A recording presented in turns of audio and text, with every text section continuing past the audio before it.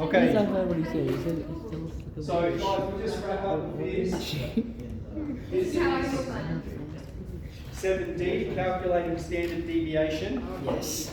Now, basically the only addition here, we'll learn about variance. Variance is just another measure of spread, and it's the standard deviation squared. In particular, we're mainly interested in the standard deviation.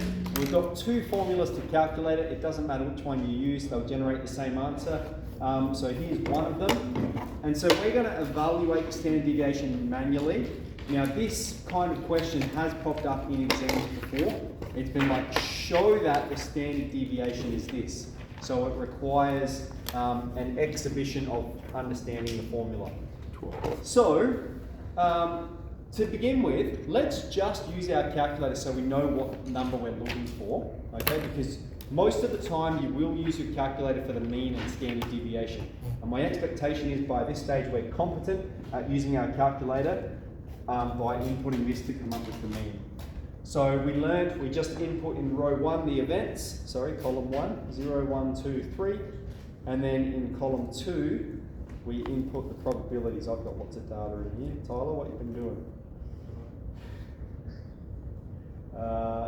So 0.2, 0.35, 0.3, and 0.15. And I'll just check the settings. I've got the right settings. And evaluate it. I've got the mean is 1.4. Okay, and it gives you sigma x and Sx. And we will talk about those more in the next unit, okay? But the difference between those is that sigma is for a population, so it's 0.9695, and Sx is for a sample, all right? So we're doing population here, let's evaluate it. This is the formula. It's just going to be here's how we'll do it when we have to show that as well. We're just going to write it out. Big square root. We have the sum of each event, take the mean squared. Okay, so the first event is 0. So we have 0, take away the mean, squared, multiplied by the probability of that event. Okay?